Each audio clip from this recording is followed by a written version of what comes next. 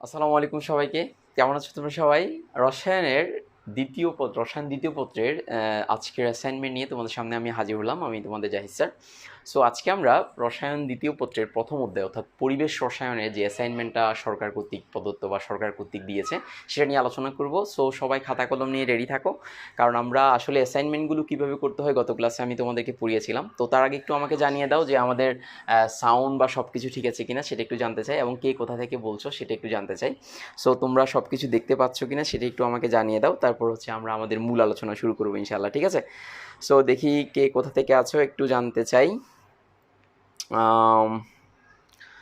দেখতে চাই কে কোথা থেকে, সবাই শুনতে পাচ্ছ কিনা এবং কে কোথা থেকে বলছো সেটা একটু আমাকে জানিয়ে দাও। ঠিক আছে? সো আমাদের গ্রুপগুলোতে একটু শেয়ার করে দাও, যেগুলো আমাদের পেইড বেচের গ্রুপ আছে, মডারেটর এবং অ্যাডমিন যারা রয়েছে তারা একটু শেয়ার করে দাও। আমি একটু শেয়ার করে দিই আমাদের গ্রুপগুলোতে। ওকে, একটা মিনিট আমরা একটু অপেক্ষা করছি।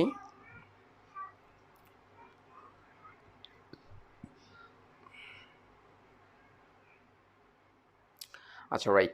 সো প্রথমে আমাকে একটু বলে দাও যে তোমরা গত যে অ্যাসাইনমেন্টগুলো রয়েছে সেই অ্যাসাইনমেন্ট গত ক্লাসে যে আমরা আলোচনা করেছিলাম সেই জিনিসটা তোমরা দেখেছো কিনা, এবং আমি ক্লাস লেকচারের সাথে তোমাদেরকে পিডিএফ লিঙ্কটা দিয়ে দিয়েছিলাম। আজকেও আমরা ইনশাল্লাহ পিডিএফ লিঙ্কটা দিয়ে দেবো, যারা শুরু থেকে শেষ পর্যন্ত ক্লাস উপস্থিত থাকবে তাদেরকে আমরা লিঙ্কটা দিয়ে দেবো ইনশাল্লাহ। ঠিক আছে?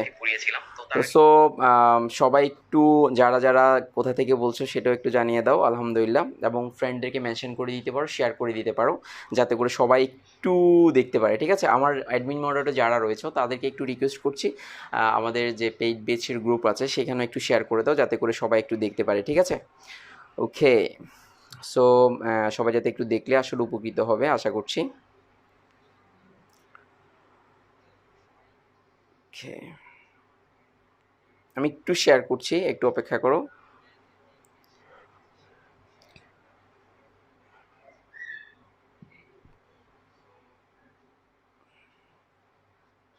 ওকে,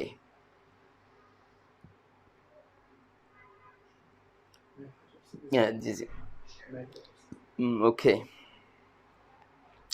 সো যাই হোক, আমরা মোটামুটি আমাদের সাথে অনেকে হাজির হয়েছে আলহামদুলিল্লাহ। সবাই তোমাদেরকে কথা বলতে আগে যেভাবে বলেছিলাম তোমাদেরকে যে আমরা কি দেব, তোমাদেরকে পিডিএফটা দিয়ে দেব, এবং আজকে কিন্তু গত যে আমাদের যে অ্যাসাইনমেন্টটা ছিল সেটা সে কিন্তু আজকের যে অ্যাসাইনমেন্টটা গতকাল যেটা দিয়েছে সেই অ্যাসাইনমেন্টটা কিন্তু টু স্পেসিফিক, তার মানে আরও বেশি স্পেসিফিক। আগে ছিল একটা ইলাবোরেশন সিস্টেম ছিল, অর্থাৎ অনেক বেশি ইলাবোরেটলি লিখতে হয়েছে অনেক কিছুই, কিন্তু আজকে ম্যাথমেটিক্যাল টার্মগুলো একটু বেশি ছিল। দুইটা প্রশ্নতে একদম স্পেসিফিকলি ম্যাথমেটিক্যাল টার্ম দিয়েছে। সো সেই ক্ষেত্রে আমাদের অতিরিক্ত না লিখলেও চলবে। সো কীভাবে লিখতে হবে, কী লিখতে হবে সবগুলো আমি এখানে বলে দিয়েছি। আর তোমাদের গত ক্লাসে নেওয়ার পর তোমাদের অনেকেরই প্রশ্ন ছিল, আমার কাছে অনেকে প্রশ্ন করেছো যে মার্জিন কীভাবে রাখবো, হ্যান্ড করবো, তো এইভাবে অনেকের প্রশ্ন ছিল গুরুত্বপূর্ণ অনেকগুলো। সো সেক্ষেত্রে আমি আসলে মার্জিনের ব্যাপারটা হচ্ছে একদম নফল ইবাদতের মতো, অর্থাৎ করলে তুমি যে সুন্দর করে উপস্থাপন করো ইটস বেটার, এটা ভালো তুমি যদি করো। আর যদি না করো এটার জন্য এমন কিছু না যে তোমার মার্ক কাটা যাবে না, এটা মাথায় রাখবা। মানুষ সুন্দরের পূজারি, এটা মনে রাখবা। অর্থাৎ যে কোনো মানুষ সুন্দর জিনিসকে পছন্দ করে। তো টিচাররাও এটা, যেহেতু যারা খাতা কাটবেন, আমরা যারা টিচার আছি তারা অবশ্যই আমরা দেখি যে একটি স্টুডেন্টের উপস্থাপনা কেমন এবং লেখার সৌন্দর্যটুকু যদি ভালো থাকে আলহামদুলিল্লাহ, আবার যদি সৌন্দর্য নাও থাকে কিন্তু উপস্থাপনাটা এবং ক্লিয়ার যদি থাকে তাহলে মার্কস দেওয়া হবে। এক্ষেত্রে তোমার লেখা খারাপ বা এই জন্য তোমার আসলে তেমন কোনো সমস্যা হবে না। এগুলো নিয়ে তোমরা শুধু শুধু বাড়াবাড়ি না করে তোমরা আসলে খাতায় সুন্দরভাবে উপস্থাপন করাটাই হচ্ছে মেইন কথা, এটা মনে রাখবা। কারণটা হচ্ছে খাতায় উপস্থাপন যদি না করতে পারো, সৌন্দর্যটা থাকলে ভালো, যদি কোনো কারণে আর কাটাছেঁড়া করা যাবে না, কাটাছেঁড়া একদমই করতে পারবে না, সেটা আগেও আমি তোমাদেরকে বলেছিলাম। সো এই বিষয়গুলো মাথায় রাখবা। মানে প্রাথমিক যে নির্দেশনাগুলো ছিল এটা আমি গত লেকচারে গত ক্লাসে তোমাদেরকে আলোচনা করেছিলাম। সো ওই নির্দেশনাগুলো একটু কষ্ট করে তোমরা একটু দেখে নেবে। ঠিক আছে? আর কোনো সমস্যা হলে তো আমাকে জানাবে, ইনশাল্লাহ আমি তোমাদের সমস্যাগুলো সলভ করার চেষ্টা করব। সো এছাড়া তোমাদের কোনো প্রশ্ন আছে কিনা আমাকে একটু জানাতে পারো, তারপর আমরা আমাদের মূল আলোচনা যাব। তোমাদের এছাড়া কোনো প্রশ্ন আছে কিনা? ওয়ালাইকুম আসসালাম। এছাড়া তোমাদের কোনো প্রশ্ন আছে কিনা সেটা একটু আমাকে জানাতে পারো, আমি তোমাদের প্রশ্নগুলোর আনসার দেবো। তোমাদের যদি কোনো প্রশ্ন থাকে আমাকে একটু জানাতে পারো। তোমাদের যদি কোনো প্রশ্ন থাকে স্যারকে একটু জানাতে পারো, আমি একটু তোমাদের প্রশ্নগুলো আমি ইনশাল্লাহ আনসার দেবো। ঠিক আছে? সো টেনশন করতে হবে না ইনশাল্লাহ, বুঝতে পারছো? যাই হোক, আমাদের সাথে মাশাআল্লাহ অনেকেই জয়েন করেছো। সো এবার আমি তোমাদেরকে প্রশ্ন যদি করো আমি আনসার দেবো, আমাকে আমার ইয়ারা আছে, সহকারীরা রয়েছে, তারা আমাকে প্রশ্ন যদি থাকে আমাকে একটু জানিয়ে দেবে। সো আমি তোমাদের প্রশ্নগুলো আনসার দেবো ইনশাল্লাহ, ঠিক আছে। অ্যাসাইনমেন্টের ব্যাপারটা বারবার বলছি, অ্যাসাইনমেন্টের রুলার কেমন হবে, ডানে হবে না বামে হবে, এগুলোর ব্যাপারটা একদমই গৌণ একটা বিষয়। এগুলোতে নাম্বার তোমার কমার ক্ষেত্রে এমন কোনো ভূমিকা রাখবে না। মূল কথাটা বা মূল লেখাটা, সৌন্দর্যটা অনেক গুরুত্বপূর্ণ। এই বিষয়গুলো মাথায় রেখে তারপর তোমরা অ্যাসাইনমেন্ট করবা। আর যেহেতু এবার ম্যাথমেটিক্যাল টার্ম, এখানে কিন্তু কিছু বিষয় রয়েছে, সেই বিষয়গুলো নিয়ে আমি আলোচনা করছি। তাহলে আমি আর দেরি না করে আমাদের শুরু করছি, ঠিক আছে। তো সবাই একটু মানে স্ক্রিনশট তোলার জন্য রেডি থাকবা। আর যদিও আমি পিডিএফ দেবো, তারপরেও তোমরা স্ক্রিনশটগুলো একটু তুলবে, কারণ আমি একদম রেডি করে ফেলেছি তোমাদের জন্য। একদম শুরুতে সবগুলো সুন্দর করে লিখেছিলাম, এভাবে অ্যাসাইনমেন্টগুলো রেডি করছি, রেডি করে দেন এখানে আবার টাইপ করানো হয়েছে, টাইপ করে দেন তোমার জন্য রেডি করে ফেলেছি আলহামদুলিল্লাহ। সো অসুবিধা হবে না ইনশাল্লাহ। সো প্রথম যে বিষয়টা একটু দেখাতে যাচ্ছি সেটা হচ্ছে যে তোমরা একটু দেখো যে এখানে এই অ্যাসাইনমেন্টের অনেকেই গত ক্লাসে যখন আমি নিয়েছি তখন আমাকে অনেকেই অনেক ধরনের প্রশ্ন করেছে যে এটা ফলো করবো না এটা ফলো করবে। এখানে মূল পয়েন্ট কিন্তু এটা। আর এটা কি, এটা মানে কিভাবে তুমি কোন জিনিসগুলো পড়লে তুমি এই আনসারগুলো করতে পারবা, ঠিক আছে। আমি অসুবিধা নেই, এগুলো তোমাদের, এই জিনিসগুলো তোমাদের আছে, মানে এটা তো তোমাদের মানে তোমাদের হাতেই আছে এই জিনিসটা, অ্যাসাইনমেন্টের কপিটা আমি হুবহু শুধু টাইপ করেছি, অন্য কোনো কিছু না। তো এখন আমার প্রশ্ন হচ্ছে যে দেখো, এইটা হচ্ছে শিখনফল। তার মানে আমি এই আনসারগুলো করার ক্ষেত্রে বা এই আনসারগুলো করতে গেলে আমাকে কি কি শিখতে হবে সেই জিনিসগুলো হচ্ছে এটা, মানে কি কি জিনিসগুলো পড়তে হবে, ওভারভিউ আমার পড়া। আর এই জিনিসগুলো হচ্ছে কি, আর এটা হচ্ছে কি, মানে এটার জন্য স্পেসিফিকলি কি কি জিনিসগুলো আমি লিখতে হবে সেটা। আমার মূল প্রশ্ন কিন্তু এটা, এই যে মূল প্রশ্নগুলো কিন্তু এটা। তার মানে আমার এটা অনুসারে আমাকে নাম্বার দিবে, খেয়াল করবা, টিচাররা নাম্বার দেবে এই পয়েন্ট অনুসারে, মানে এখান থেকে পয়েন্ট অনুসারে। সো এখানে একদম স্পষ্ট করে মানে কত কি লিখলে কি নাম্বার পাবা। এখানে যেহেতু 16 মার্কসের, প্রতিটা প্রশ্নের মান হচ্ছে 4 করে, তো তাহলে সেক্ষেত্রে কোন প্রশ্ন বা কোন অপশনগুলো তুমি লিখলে মার্কস পাবা সেটা একদম স্পেসিফিকলি দেওয়া আছে। অর্থাৎ টিচার যখন খাতা কাটবেন তোমাকে এই নির্দেশনাগুলো স্যাররা ফলো করবেন, আমি ফলো করব, তোমরা যারা স্যাররা আছে বিভিন্ন স্যাররা ফলো করবে, এই জিনিসগুলো ফলো করবে যে তুমি কি লিখেছো। এখানে একটু বিষয়গুলো আমি একটু বলছি যে এখানে স্পেসিফিকলি কোন কোন বিষয়গুলো আসলে তোমাকে 4 নাম্বার দেবে, সেই বিষয়টা স্যাররা এখানে মানে স্যারদের জন্য একটা মানদণ্ড দিয়ে দিয়েছেন। এই কারণে মানদণ্ডগুলো যদি ফিল আপ করো তাহলে সেক্ষেত্রে তুমি ফুল মার্কসটা পাবে, এটাই হচ্ছে গুরুত্বপূর্ণ বিষয়। সো আমি কখনোই 3 পেতে চাইবো না, আমি সবসময় 4 পেতে চাইবো। তাহলে 4-এ 4 যদি পেতে চাই তাহলে আমার এই ইনফরমেশন মানে এই বিষয়গুলো আমার আছে কিনা আমি এখানে অবশ্যই খাতায় চেক করব। এটাই হচ্ছে মূল কথা রে বাবা, আর অন্য কোনো কিছু না। সো এটা নিয়ে ওরিড হওয়ার কোনো কারণ নেই, এটা নিয়ে ভয় পাওয়ারও কোনো কারণ নেই। আশা করি তোমরা তোমাদের মতো করে লিখতে পারলে, আমার কাছে মনে হচ্ছে তোমরা অনেক ভালো করতে পারবে, আমি আশা করছি, ঠিক আছে। সো এটা নিয়ে একদমই ওরিড হতে হবে না আশা করছি, ঠিক আছে। সো তোমরা শেয়ার করে দিতে পারো ফ্রেন্ড সার্কেলদেরকে, যাতে সবাই একটু দেখতে পারে জিনিসটা। আচ্ছা রাইট, এবার আমি দেখো এখানে একটা মজার বিষয় আমি একটু করে বলি যে চার্লসের সূত্র থেকে পরম শূন্য তাপমাত্রা এবং পরম তাপমাত্রা স্কেল ব্যাখ্যা করো, এই পয়েন্টটা। তো এখানে সূত্রের উল্লেখ, তার মানে চার্লসের সূত্রটা উল্লেখ থাকতে হবে, তারপরে পরম শূন্য তাপমাত্রার ব্যাপারটা উল্লেখ থাকতে হবে এবং পরম তাপমাত্রা স্কেল যথাযথ ব্যাখ্যা, এই 3টা পয়েন্ট তোমাকে থাকতে হবে। খেয়াল করছো কিনা জানি না। তারপর দেখো গ্যাসের গতিতত্ত্বে স্বীকার্য সমূহ উল্লেখ, তার মানে স্বীকার্য সমূহ উল্লেখ করতে হবে। দেন গতিশক্তির এই যে এখানে এক অণু বলেছে, খেয়াল করো, এক মোল বলে নাই, বারবার বলছে এক অণু বলেছে। সো এক অণু কার্বন ডাইঅক্সাইডের জন্য গতিশক্তি হিসাব করতে বলছে তোমাকে। তার মানে গতিশক্তি স্বীকার্য লিখার পরে তুমি যে স্বীকার্য লিখবা, স্বীকার্য লিখার আগে আমি উপস্থাপনা সুন্দর করে দিয়েছি। সো টেনশন করতে হবে না, আমি যেভাবে লিখছি এভাবে লিখলে হবে ইনশাল্লাহ, সমস্যা হবে না আশা করি। যেহেতু এগুলো ম্যাথমেটিক্যাল টার্ম, এগুলো নিয়ে টেনশন করতে হবে না। একটু শুধু উপস্থাপনার স্টাইলটা একটু ভিন্ন করে তোমরা একজন এক একভাবে লিখবা, দ্যাটস অল, আর কিছু করতে হবে না। তাহলে স্বীকার্য উল্লেখ করবা, গতিশক্তি যথাযথ উপস্থাপন, এই উপস্থাপনের জন্য ফুল মার্কস তুমি পাবে। আচ্ছা রাইট। সো এখানে এই কোশ্চেনটা সমাধান করতে গিয়ে আমি দেখলাম যে অনেকগুলো নিয়মে সমাধান করা যায়, কিন্তু তুমি শর্টকাট কোনো প্রসেস যদি তুমি ফলো করো তাহলে এখানে তুমি নাম্বার পাবা না। আমি আবার বলছি, শর্টকাট যদি তুমি কোনো প্রসেস ফলো করো, মানে শর্টকাট যদি কোনো প্রসেস তুমি ফলো করো এখানে, তাহলে এক্ষেত্রে তুমি নাম্বার পাবা না, এখানে শর্টকাট প্রসেস ফলো করে নাম্বার পাবে না। এখন প্রশ্ন হচ্ছে কেন? কারণ দেখো এই প্রশ্নটার সমাধান করতে গেলে, এই প্রশ্নটা যদি সমাধান করতে যায় তোমাকে আংশিক চাপের বিষয়টা আনতে হবে, মোট চাপের বিষয়টা আনতে হবে ধারাবাহিকভাবে, তারপর হচ্ছে মোল ভগ্নাংশের বিষয়টা আনতে হবে। তার মানে 3টা ধাপ ধারাবাহিকভাবে আনতে হবে, প্রশ্নের মধ্যেই আনতে হবে বাবারা। তাহলে তার মানে তুমি যদি শর্টকাট প্রসেস যদি 1 লাইন 2 লাইনে করে দাও তাহলে সেক্ষেত্রে তুমি নাম্বার পাবা না। কেন পাবা না?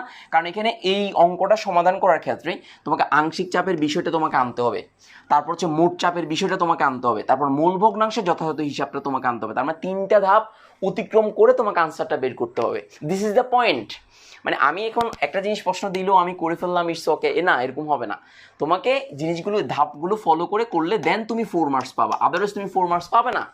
এইটাই হচ্ছে পয়েন্ট। আমি এগুলো করে দিয়েছি, সুন্দর করে দিয়েছি, একদম সুন্দর করে, টেনশন করতে হবে না, তোমরা শুধু এগুলো করলে হবে। এরপরে দেখো 14 নম্বর কোশ্চেন, আদর্শ গ্যাস এবং বাস্তব গ্যাসের বৈশিষ্ট্য উল্লেখ করতে বলেছে, শুধু বৈশিষ্ট্য উল্লেখ করতে বলেছে, এবং মোলার গ্যাস ধ্রুবকের মাত্রা নির্ণয় করতে বলেছে, মাত্রা টু স্পেসিফিক। তাহলে এখানে আমাদের মানে প্যাটার্নটা কি, আদর্শ গ্যাস এবং বাস্তব গ্যাসের বৈশিষ্ট্য উল্লেখ করব, তারপর হচ্ছে মোলার গ্যাস এবং ধ্রুবকের যথাযথ উপস্থাপন করব। তাহলে আমার কাছে মনে হচ্ছে যে মানে এটা এগুলো একদম সহজে তুমি পারবা বই থেকে, কিন্তু এই প্রশ্নটা করার ক্ষেত্রে তোমাকে হয়তো একটু স্ট্র্যাটেজি ফলো করতে হবে বা এই জিনিসগুলো ফলো করতে হবে, আদারওয়াইজ কিন্তু তুমি মার্কস পাবে না। এটা হচ্ছে একটু বাস্তবতা আর কি। আমার কথা নিশ্চয়ই তোমরা বুঝতে পেরেছো, যদি বুঝতে পারো তো আলহামদুলিল্লাহ, যারা বুঝতে পেরেছো তাদেরকে অনেক অনেক ধন্যবাদ। তোমরা শেয়ার করে দিতে পারো সবাইকে, যাতে করে সবাই দেখতে পারে, ঠিক আছে? তোমরা শেয়ার করে দাও যাতে করে সবাই একটু দেখতে পায় আর কি, ঠিক আছে? সো তাহলে আমরা তার পিডিএফটা তোমাদেরকে দেবো, যারা ক্লাসের শেষ পর্যন্ত থাকবে তারা পিডিএফ পাবে। আমার অ্যাডমিন মডারেটর যারা আছে তাদেরকে বলবো তারা যাতে পিডিএফ, আমি বলবো যারা যারা ক্লাস দেখছো তারা একটু বলে দাও যে ক্লাস তোমরা দেখতে পাচ্ছ। এটা নেটওয়ার্কের সমস্যা যাদের আছে একটু চেক করো না, আমার আসলে সমস্যা হচ্ছে না। নেটওয়ার্কে কোনো সমস্যা হচ্ছে? যাদের সমস্যা হচ্ছে তারা একটু টেনশন করতে হবে না, অসুবিধা হবে না ইনশাল্লাহ, ঠিক আছে?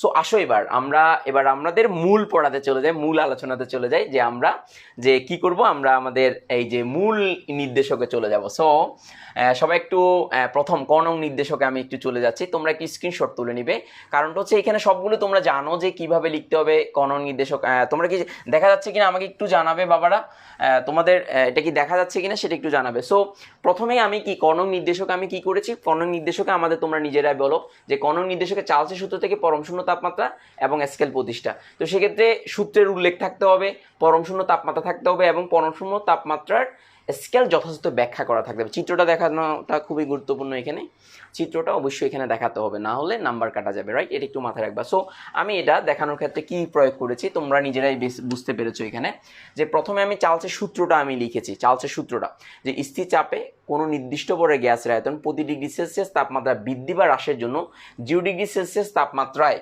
তার আয়তনের 1/273 অংশ যথাক্রমে বৃদ্ধি বা হ্রাস পাবে। যদি তুমি বৃদ্ধি করো তাহলে বৃদ্ধি পাবে, আর হ্রাস করলে হ্রাস পাবে।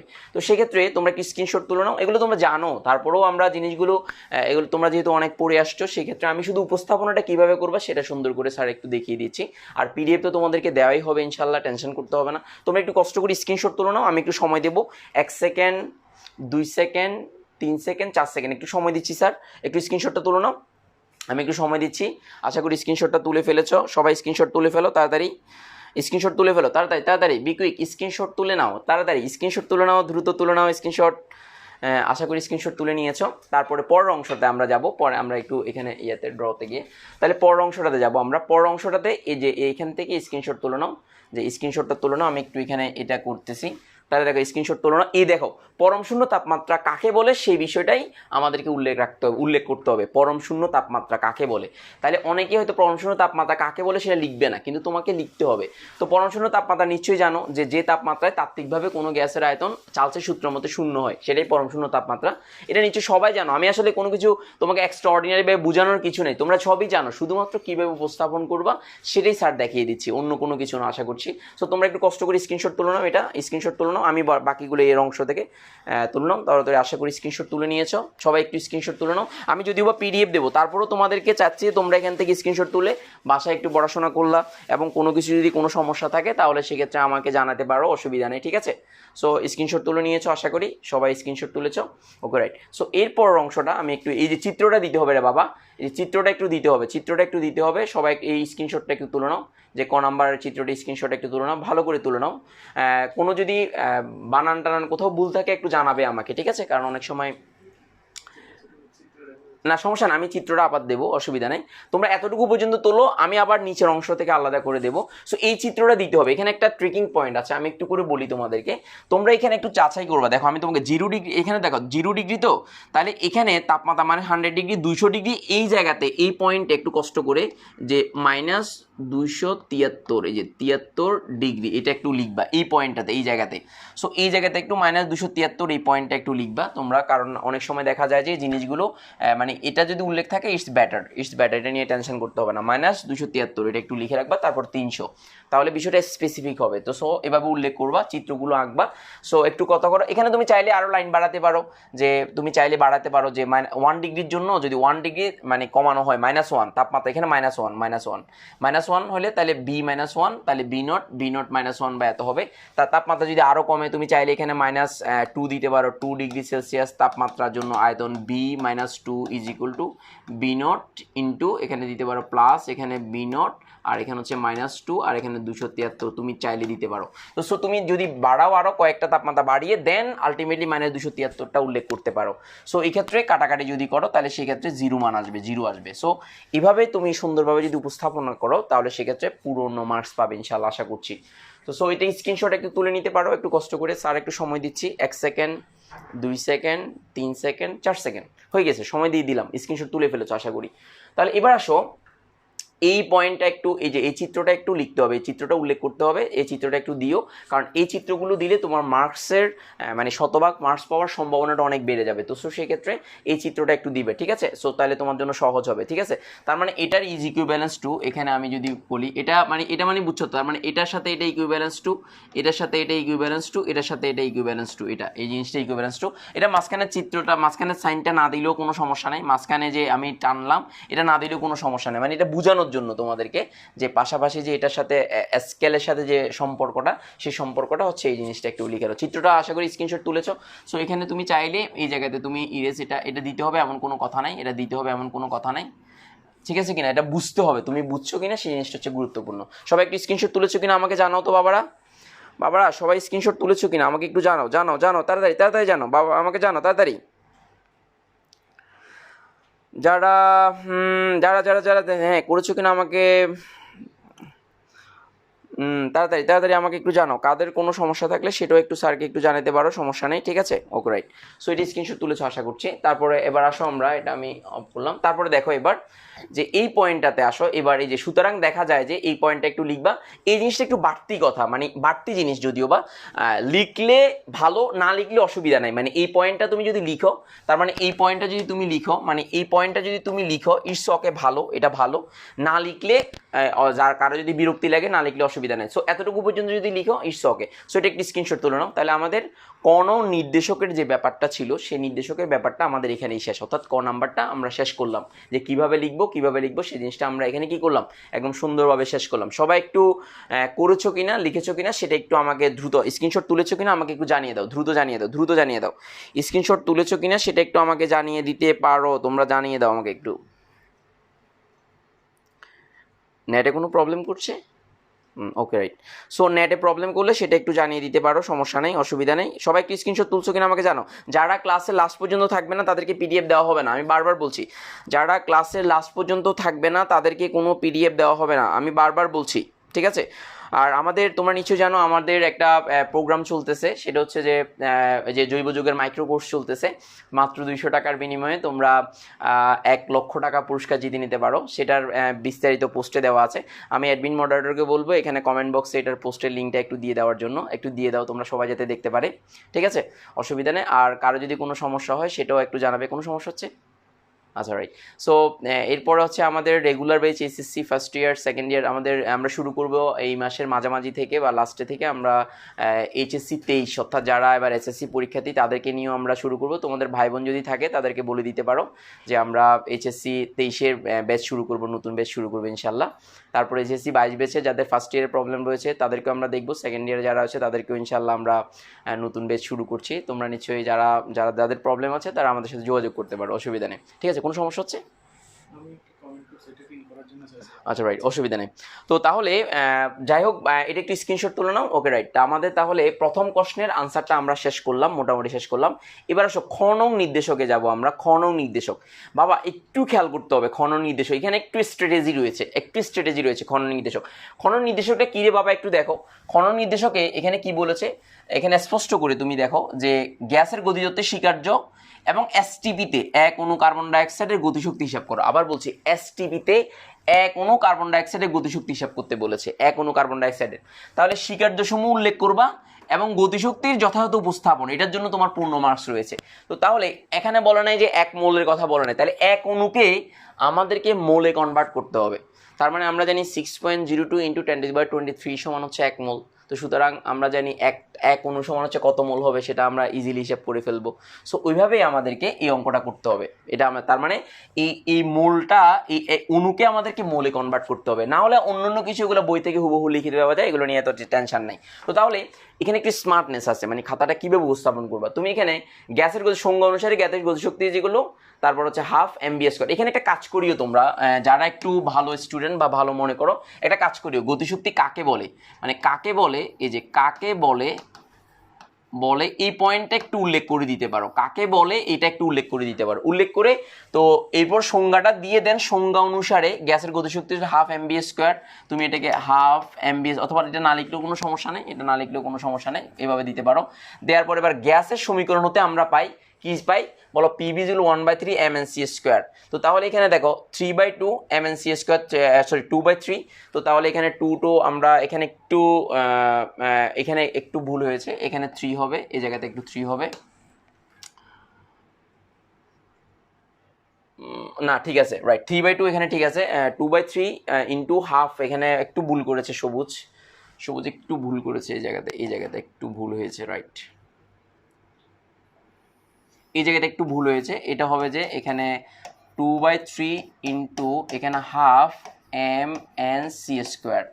তো তাহলে এই ক্ষেত্রে এই জায়গাতে হবে যে 2/3 এম এন সি স্কোয়ার। তো তাহলে এবার তোমার ঠিক আছে, এবার মোট শক্তির ব্যাপারটা হিসাব করতে পারো, অসুবিধা নেই।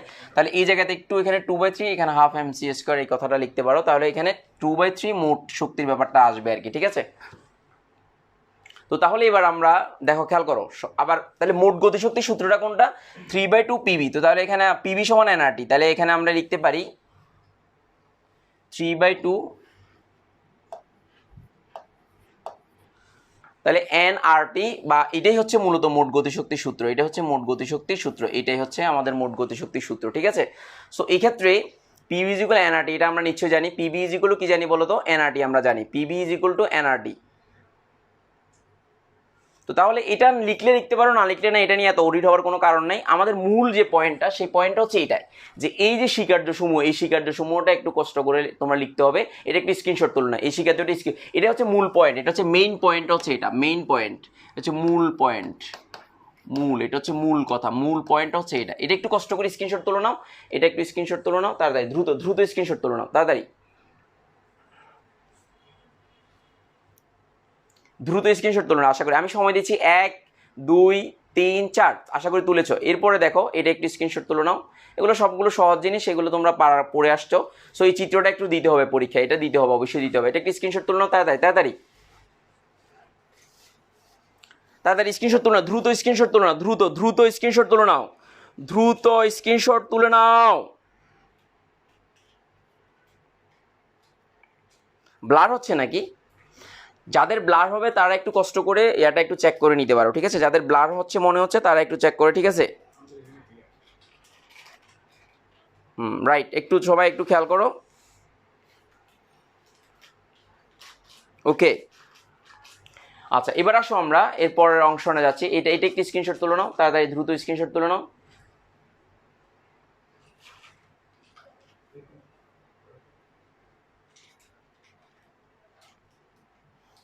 ওকে,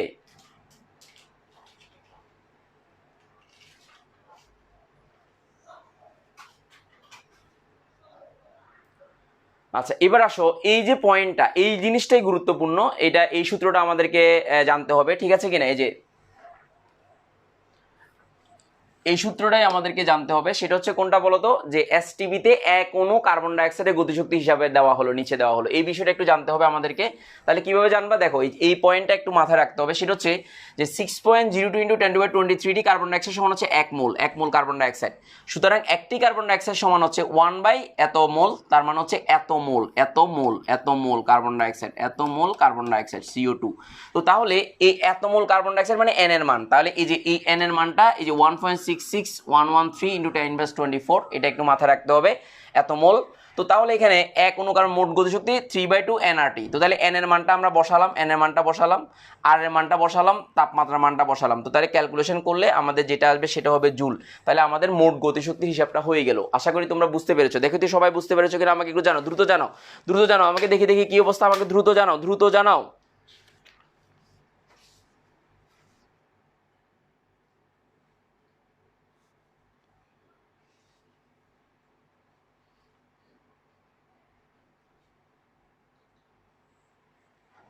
তাড়াতাড়ি তাড়াতাড়ি তাড়াতাড়ি দ্রুত জানাও, দ্রুত জানাও।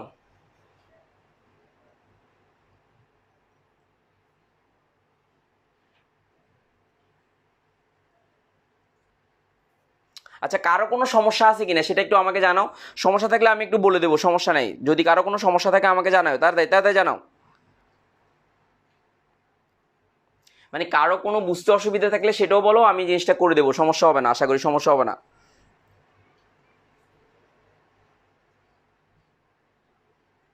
ওকে, রাইট।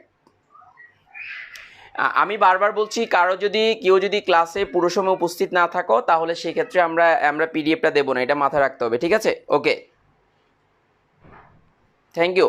তাহলে এবার আসো, আমরা এটা আনসারটা হয়ে গেল। সো এতটুকুতে আনসার শেষ। এবার আনসার তোমরা লিখবা, আনসার দিয়ে তোমরা এটা লিখে ফেললে হয়ে যাবো। ক্যালকুলেশনটা একটু চেক করে নিও, যদি ক্যালকুলেশনে কোনো সমস্যা থাকে সেটাও আমাকে জানাই। ওকে, রাইট।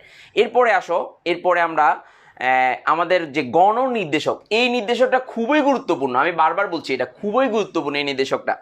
কেন গুরুত্বপূর্ণ? কারণ এখানে তুমি নিশ্চয়ই দেখতে পাচ্ছ যে এখানে এই আংশিক চাপ, মোট চাপ, মোল ভগ্নাংশ যথাযথ হিসাব, এই বিষয়টা যদি না আসে তাহলে তুমি পূর্ণ মার্কস পাবে না। আমি বারবার বলছি, আংশিক চাপ, মোট চাপ, মূল ভগ্নাংশে যদি যথাযথ হিসাব না আসে তাহলে তুমি কি পাবে না, মানে তোমার এখানে পূর্ণ মার্কসটা তুমি পাবে না। এই কারণে এই বিষয়টা খুবই গুরুত্বপূর্ণ। এখানে দেখো প্রশ্নে কি বলেছে যে স্থির তাপমাত্রায় 1 লিটার, মানে 1 লিটার একটা পাত্রের মধ্যে এই 3টা গ্যাসকে মিশ্রিত করা হচ্ছে, ভিন্ন ভিন্ন চাপে, ভিন্ন ভিন্ন আয়তনের 3টা গ্যাসকে মিশ্রিত করা হচ্ছে। সো এই অঙ্কটা যদি তুমি শর্টকাটে মোট চাপ নির্ণয় করে ফেলো, একদম এক লাইনের অঙ্ক, তাহলে এই এক লাইনে করা যাবে না এখানে। তাহলে এক লাইনে না করা গেলে, তুমি যদি এক লাইনে করতা তাহলে সেক্ষেত্রে তুমি এখানে তোমার সূত্রটা হচ্ছে এরকম যে PB is equal to P1 V1 plus P2 B2 plus P3 B3 এরকম করে ফেলতে পারতা। এভাবে মোট চাপের পরিমাণটা বের করে ফেলতে পারতা। কিন্তু প্রশ্নে কিন্তু মোট চাপ বের করতে বলে নাই রে বাবা, প্রশ্নে বলেছে তোমাকে মূল ভগ্নাংশ বের করতে, উল্টা বের করতে বলেছে। এটার জন্য তোমাকে এই ধাপগুলো ফলো করতে হবে। তাহলে প্রথম ধাপ কি বলতো? প্রথম ধাপ হচ্ছে প্রত্যেকেরই আংশিক চাপ বের করা। আবার বলছি, প্রত্যেকটা গ্যাসেরই আংশিক চাপ বের করা। তো আংশিক চাপের ব্যাপারটা যদি একটু চিন্তা করো, তাহলে আমি একটু যদি সহজ করে বলি, যেমন মনে করো আমরা এই রুমে মানে 3 জন মানুষ আছি, রাইট? সো 3 জন মানুষে এই পুরো রুমটাই দখল করেছে, রাইট? সো আমার যে নিজস্বতা রয়েছে, তো খেয়াল করো, আমি এই রুমের মধ্যে যে পরিমাণ জায়গা দখল করছি বা যে পরিমাণ ইয়া করতেছি, এখানে যদি গ্যাসের কথা যদি চিন্তা করো, তাহলে কোন একটা পাত্রের মধ্যে যদি 3টা গ্যাস থাকে, এই যে 3টা গ্যাস থাকে, একটা এ, আর একটা বি, আর একটা সি, তাহলে এই গ্যাস একটা চাপ দেবে, তাহলে পিএ, বি গ্যাস একটা চাপ দেবে পিবি, তাহলে সি গ্যাস একটা চাপ দেবে পিসি, তাহলে এই 3টা চাপের যোগফলটাই কিন্তু মোট চাপ পি। তো তাহলে গ্যাসের নিজস্ব চাপের কোনো পরিবর্তন হবে না, তার যে নিজস্ব চাপ সেটার কোনো পরিবর্তন হবে না। তো তাহলে এখানে একটা জিনিস খেয়াল করো যে স্থির তাপমাত্রা 1 লিটার সিলিন্ডারে তোমার 1 অ্যাটমসফিয়ার চাপে 400 ml কার্বন ডাইঅক্সাইড আছে। তার মানে 400 ml কার্বন ডাইঅক্সাইডকে যদি আমি 1 লিটার পাত্রে নিয়ে যাই, তাহলে তার পরিবর্তিত চাপ আমাকে বের করতে হবে, পি অফ কার্বন ডাইঅক্সাইডটা আমাকে বের করতে হবে। ঠিক সেম ভাবে 500 ml, এটা ml, তাহলে 500 ml নাইট্রোজেন ডাইঅক্সাইডকে আমরা কি করতে হবে, যে 1 লিটার পাত্রে নিয়ে গেলে তার যে চাপটা হবে পি অফ নাইট্রোজেন ডাইঅক্সাইড, এটার আমার হিসাবটা বের করতে হবে। ঠিক 600 ml, এই যে 600 ml কার্বন ডাইঅক্সাইড মিথেন গ্যাসকে আমরা 1 লিটার পাত্রে নিয়ে গেলে তার যে চাপটা হবে পি অফ CH4, এটা আমাকে বের করতে হবে। তাহলে এগুলোই হচ্ছে, মানে এটা পরিবর্তিত, অর্থাৎ তার নিজস্ব যে আয়তন আছে সেই আয়তনটা যখন 1 লিটার পাত্রে নিয়ে যাচ্ছি তখন যে পরিবর্তিত হচ্ছে ওটাই হচ্ছে তার জন্য মানে চাপ, তার জন্য চাপ। তো ওই চাপটা পুরো পাত্রের জন্য আংশিক চাপ। কেন? কারণ দেখো, আমি একটা বিজনেসে ইনভেস্ট করলাম, তো আমি 5 টাকা ইনভেস্ট করলাম, ও 10 টাকা করলো, ও 15 টাকা করলো, আমার টাকা তো আমার টাকাই। পুরো বিজনেসের জন্য আমি একটা অংশ, কিন্তু আমার টাকা তো আমার টাকাই। মানে আমি একটা ইয়াতেও মানে একটা সিস্টেমের মধ্যে আমি গেলাম, বাট আমার টাকা আমার টাকাই রয়েছে, কিন্তু পুরো সিস্টেমের জন্য আমি একটা অংশ বা পার্ট।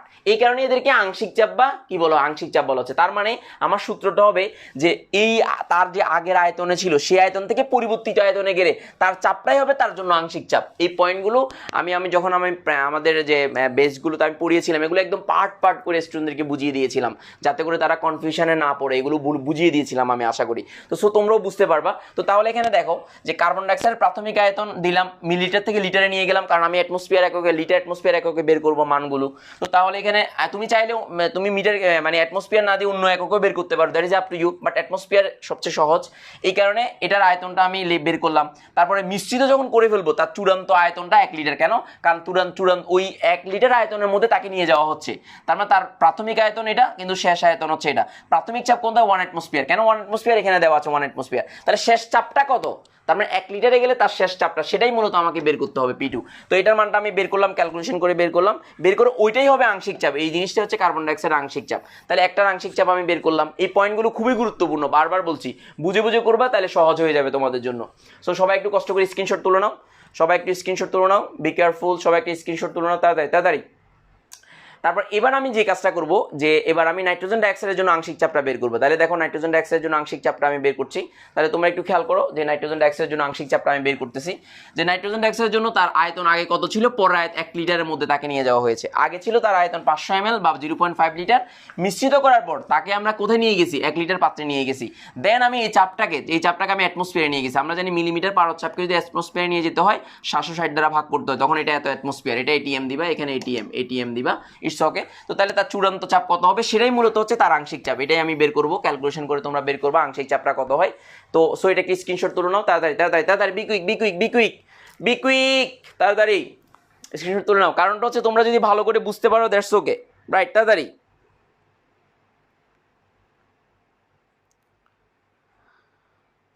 স্ক্রিনশট তুলেছো, আশা করতেছি স্ক্রিনশট তুলেছো। এবার আসো আমরা যে মিথেনের আংশিক চাপটা আমরা একটু দেখবো। দেখো মিথেনের আংশিক চাপটা কেমন সেটা একটু আমরা দেখবো। তো তাহলে মিথেনের আংশিক চাপের ক্ষেত্রে সেম ঘটনা, কিলোপ্যাসকেলকে আমরা কিসে নিয়ে যাব? এই যে কিলোপ্যাসকেল যেটা রয়েছে সেটাকে আমরা অ্যাটমসফিয়ার এককে নিয়ে যাব। তো অ্যাটমসফিয়ার এককে নিয়ে যেতে হলে আমরা কিন্তু 101.325 দ্বারা ভাগ করতে হয়। সো এটা অ্যাটমসফিয়ারের মানটা আমরা জানলাম।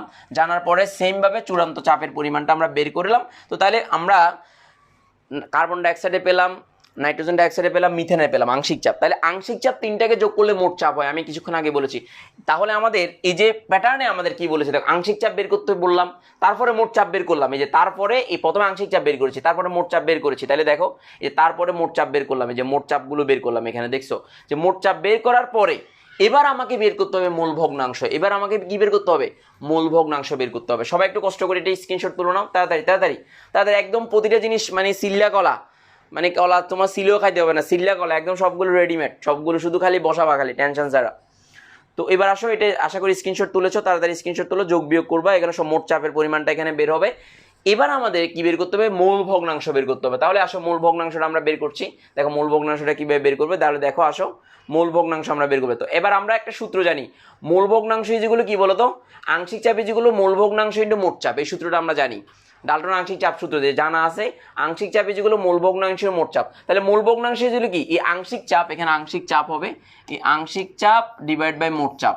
তো তাহলে এবার আসো কার্বন ডাইঅক্সাইডের মূল ভগ্নাংশ, তাহলে কার্বন ডাইঅক্সাইডের আংশিক চাপ এবং মোট চাপ। তো তাহলে আংশিক চাপ বসালাম, মোট চাপ বসালাম। তো চাপে চাপে যখন বসাবো এখানে কিন্তু কোনো একক হবে না, মূল ভগ্নাংশতে কোনো একক হবে না, বারবার বলছি মূল ভগ্নাংশতে কোনো একক হবে না, এটা একটু মাথায় রাখতে হবে। স্ক্রিনশট তুলে নাও তাড়াতাড়ি, স্ক্রিনশট তুলো। ঠিক সেম ভাবে নাইট্রোজেনের আমি মূল ভগ্নাংশ বের করলাম, তাহলে নাইট্রোজেনের আংশিক চাপ মোট চাপ, আংশিক চাপ মোট চাপ, তাহলে আংশিক চাপ মোট চাপ। এবার মিথেনের মূল ভগ্নাংশ বের করলাম, যে মিথেনের আংশিক চাপ ডিভাইড বাই মিথেনের মানে ওভারঅল মোট চাপ।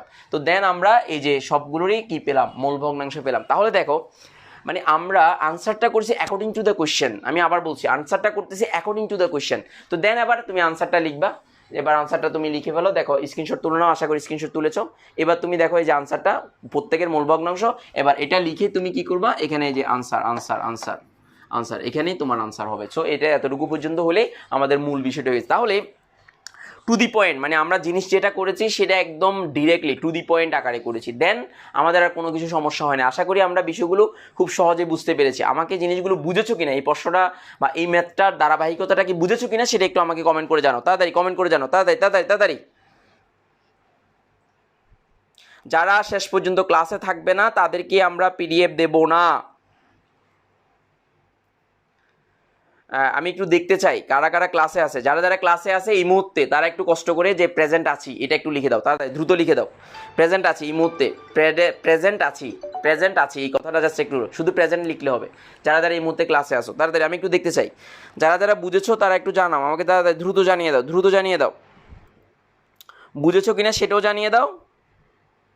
হ্যাঁ, বুঝেছো কিনা সেটাও জানিয়ে দাও। এরপর হচ্ছে প্রেজেন্ট আছো সেটাও একটু জানিয়ে দাও, দ্রুত জানিয়ে দাও। যারা যারা প্রেজেন্ট আছি বলবো এই সময়ের মধ্যে তাদেরকে আমরা ইনশাল্লাহ পিডিএফ গুলো ইয়ে করবো, সহযোগিতা করবো ইনশাল্লাহ। ঠিক আছে, দেখি কি অবস্থা।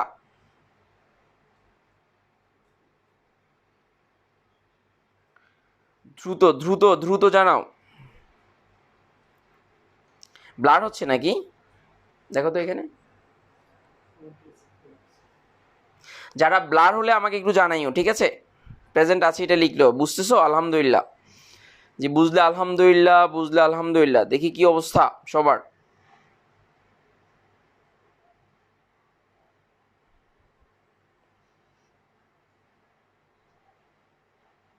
সবাই বুঝেছো?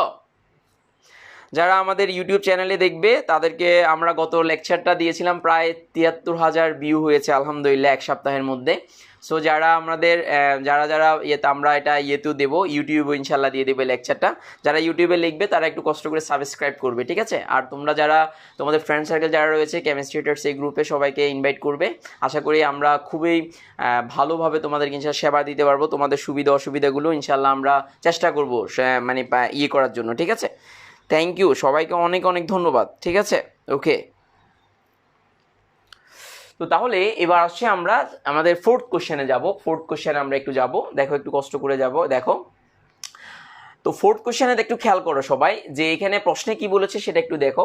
যে আমাকে এখানে বলেছে যে আদর্শ গ্যাস ও বাস্তব গ্যাসের বৈশিষ্ট্য উল্লেখ করতে বলেছে এবং মোলার গ্যাস ধ্রুবকের মাত্রা নির্ণয় করতে বলেছে, দেখছো কিনা। তো আদর্শ গ্যাস ও বাস্তব গ্যাসের বৈশিষ্ট্য উল্লেখ করতে বলেছে এবং মোলার গ্যাস ধ্রুবকের যথাযথ উপস্থাপন তোমাকে করতে বলেছে। সো এটা তেমন কোনো প্যারা নাই, শুধু লিখা খালি, টেনশন ছাড়া।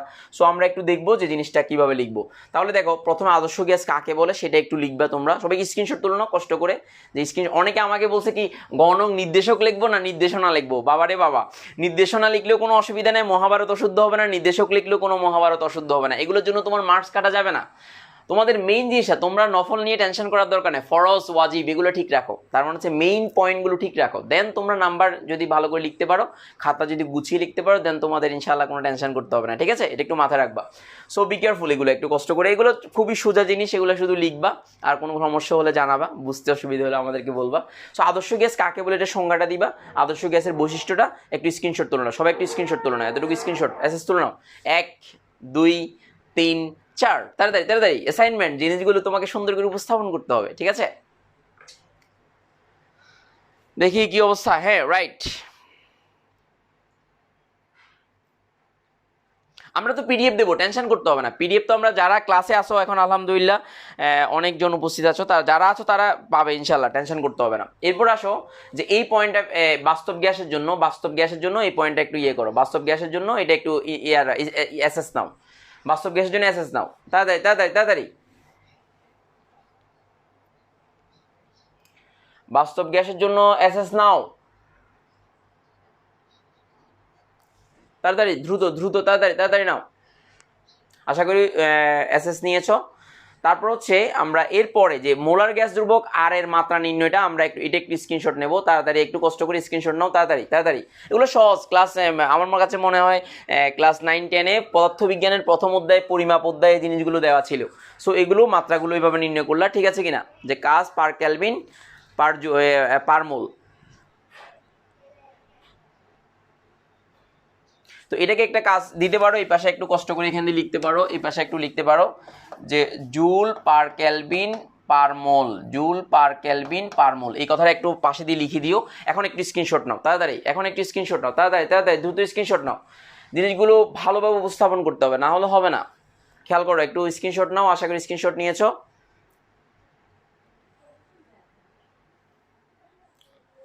আশা করি স্ক্রিনশট নিয়েছো, দেখি স্ক্রিনশট নিয়েছো কিনা আমাকে জানাও, দ্রুত জানাও স্ক্রিনশট নিয়েছো কিনা। আচ্ছা রাইট।